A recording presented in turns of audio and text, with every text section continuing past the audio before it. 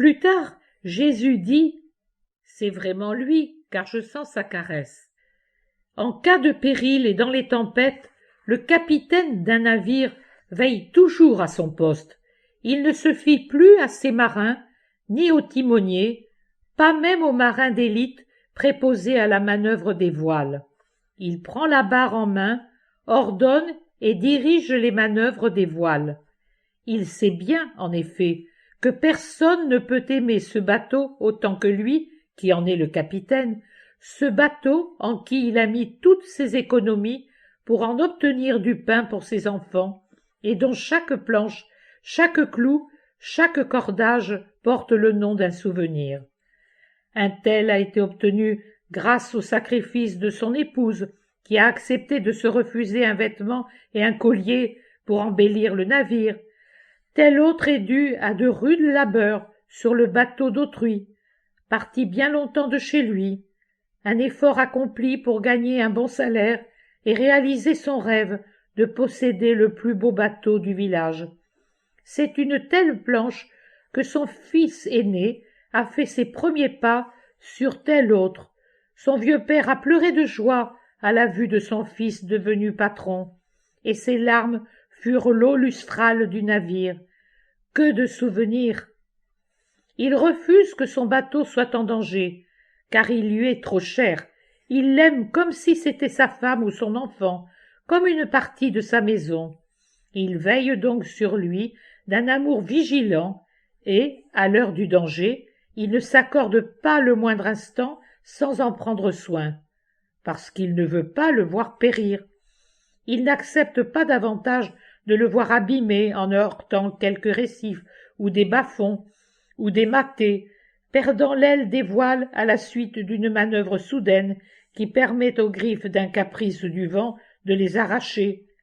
Il ne veut pas non plus qu'ils ralentissent, voile flasque dans ce calme plat qui précède la tempête, car il sait que la mer est traîtresse et qu'un trop grand calme annonce une tempête dès que l'on sort de la zone où il règne. Voilà comment agit un bon capitaine. Ne devrais-je donc pas en faire autant à ton égard? Reviens sur ton passé, et vois si, chaque fois qu'une tempête se préparait pour toi, ou même lorsqu'elle était sur toi et te secouait, je n'ai pas pris la barre. Maintenant que ton regard spirituel est lucide et fort, tu peux observer ta vie tout entière dans sa vérité, dans ses vérités, humaines et surnaturelles. Tu y vois la providence et l'amour de ton Jésus briller comme une étoile au sommet de ton mât.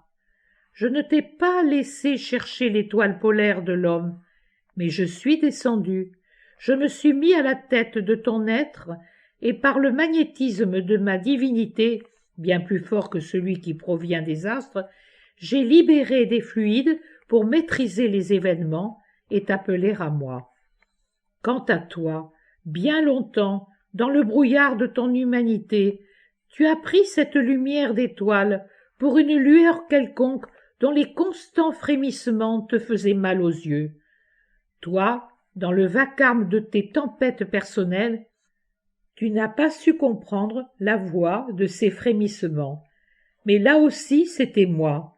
Qu'elle t'assoupisse en douceur ou t'abatte violemment, quand je voyais que tu allais tout droit vers quelque danger, je t'arrachais de la main la barre et les voiles pour les redresser en direction du large sur l'océan de mon amour qui te voulait à lui.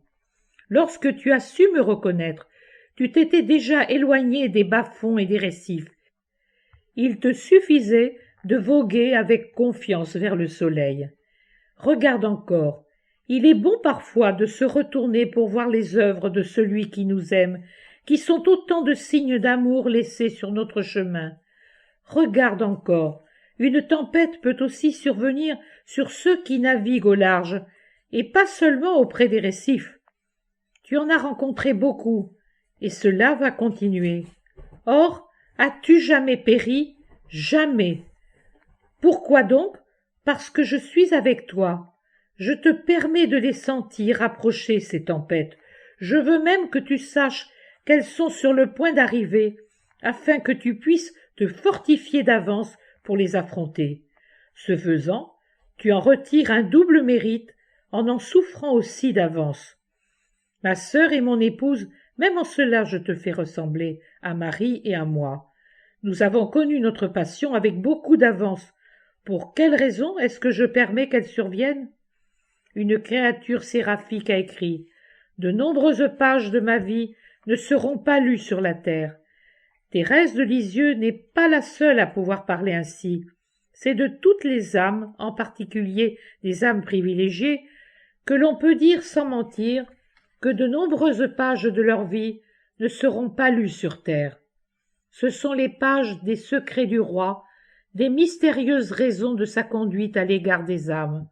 Lorsque, une fois plongé dans la lumière, tu pourras lire les pages immortelles des livres éternels, tu connaîtras le pourquoi de certaines heures que tu vis.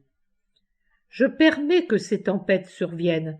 Elles sont atroces, oui, atroces, et même plus que cela.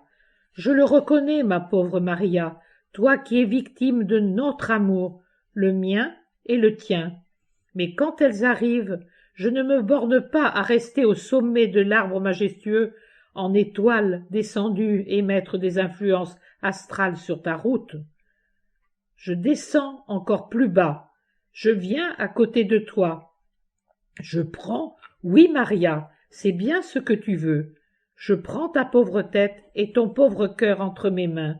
Je verse sur les plaies de ton cœur le baume de mes caresses et du sang qui coule de mes mains transpercées.